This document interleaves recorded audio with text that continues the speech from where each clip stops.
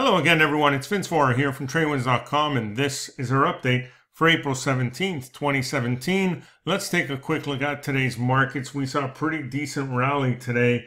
Word on the street was that, as geopolitical fears ease, and the market breathed a sigh of relief, and we saw equities trade higher. Well, after hours, it looks like there may be more tensions. I'll get to that in a second, but the Dow finished higher by 183 points here. If we look at this chart, though, we're just pulling back into that downward sloping 20. So don't be too quick to call a bottom here and look for more upside. I think we're going lower here near term. The S&P 500 finished higher by 20, also approaching that downsloping 20, while NASDAQ was up 51 and the Russell was up 16 after market close. North Korea's leader came out to say that nuclear war may break out at any moment. So there's a lot of talk now again about this. It's a very serious issue. I'm certainly not trying to make light of it in any way. This is extremely serious, and we do need to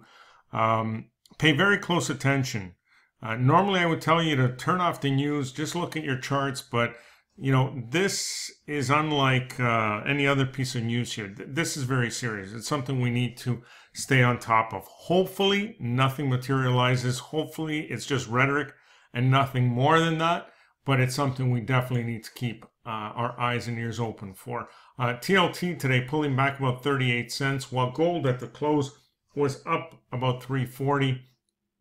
And crude finished lower by about half a point. Now, after market hours, Netflix and United came out and reported earnings. They did beat, although slightly, but Netflix, the problem with Netflix was the number of new subscribers. It was less than expected. Now, having said that, we saw Netflix climb a little over 4 points during market hours. After market hours, last time I checked, it was up about 2 points. So even that was surprising. Will it last? We'll see where we open tomorrow morning. But certainly don't expect a big gap up like we normally do in the first or in most earnings reports for Netflix. I think this will be fairly flat, if not a gap to the downside. While UAL, which has obviously been in the news for all the wrong reasons recently, also moved higher today by about $1.70 and was up another 73 cents when I looked at it after hours.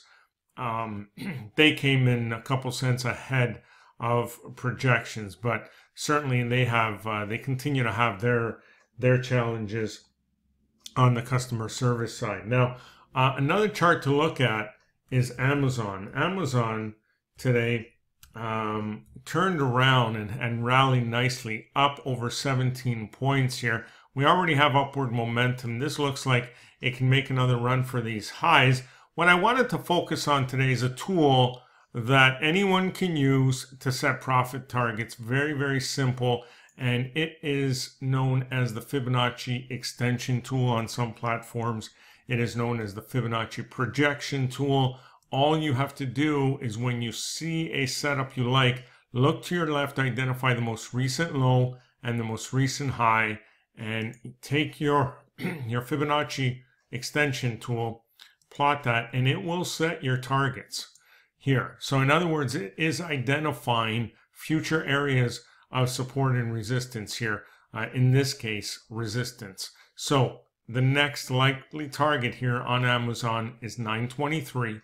Which gets us back to these previous highs. Beyond that, the 127.2% extension, which comes in at 947, and then the 1618, which comes in around 978. So very healthy targets there, but it is a very easy tool to use. I highly encourage you to use it. It comes in handy.